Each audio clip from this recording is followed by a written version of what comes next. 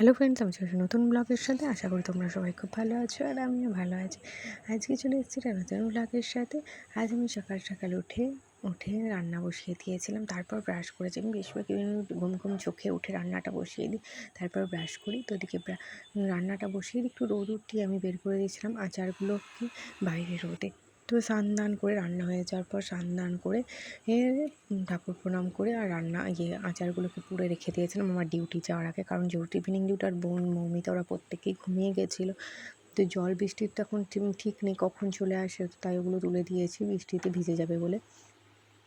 ওগুলো তুলে দিয়ে আমি দুপুরের টিফিনটা মানে ইভিনিং ডিউটি মানে আমরা সেই 12টার সময় যে খেয়ে যাই, সারাদিন তো কিছু অ্যাকচুয়ালি আমাদের হসপিটালে খাওয়া বারণ, তাও একটু কেক টেক নিয়ে যাই যদি মানে ফাঁকে কোনো একটা টাইমে যদি ফট করে মুখে পুড়ে দেওয়া যায়।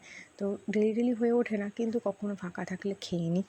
তো আমি রেডি করে ব্যাগে নিয়ে নিই ওটা।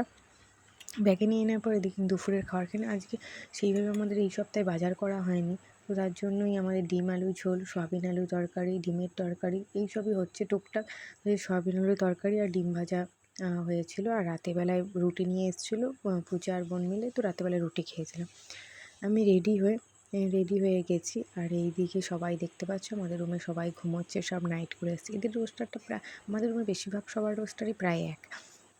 তো ওরা সবাই ঘুমাচ্ছে, আমি ঠাকুর প্রণাম করে বেরিয়ে গেলাম ইভিনিং ডিউটিতে। আমার এই সপ্তাহে একটা ইভিনিং ছিল, নাইটের পরে জানো তো মর্নিং ডিউটি যেতে খুব কষ্ট হয়, কিন্তু আমার এই সপ্তাহে নাইটের পরের দিনই মর্নিং ডিউটি ছিল।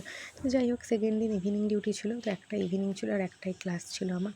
ইভিনিং ডিউটি যাওয়ার জন্য বেরিয়ে পড়েছি। এই যে আমাদের এখনও বাসটা জানো তো ঠিক হয়ে ওঠেনি, তো তার জন্য একটু কষ্ট করেই যেতে হচ্ছে আমাদের। এখন হসপিটালে চলে গেছি। হসপিটাল থেকে আসার সময় আমাদের ওই পাশে ডিএসএমএসের নার্সিং কলেজ আছে, প্লাস হসপিটাল ম্যানেজমেন্টেরও কলেজ ওটা।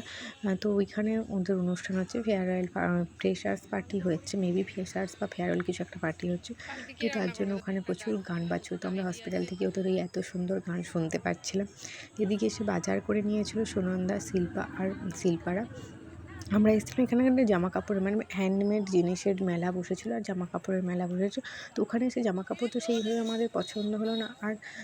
আর যেহেতু পুজোর সময়, সেহেতু আমাদের অনেক কিছু কেনাকাটা হয়ে গেছে, তাই আমরা খেয়ে নিয়েছিলাম ক্রিপসি মোমো খেয়েছিলাম, মানে কুরকুরা মোমো খেয়েছিলাম। দেখতে পাচ্ছ, দেখেই বেশ লোভ লাগছে।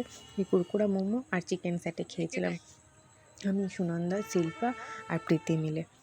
আর রুমে এসে দেখি এরা সবাই কান্তা গেছিলো। কান্তা মানে একটা হচ্ছে কি জামা কাপড়ের দোকান, তো সেখানে গেছিলো, সেখান থেকে প্রত্যেকে শাড়ি কিনে এসেছে। আমার আর এখনও কেনা হয়নি। আচ্ছা, এই পর্যন্তই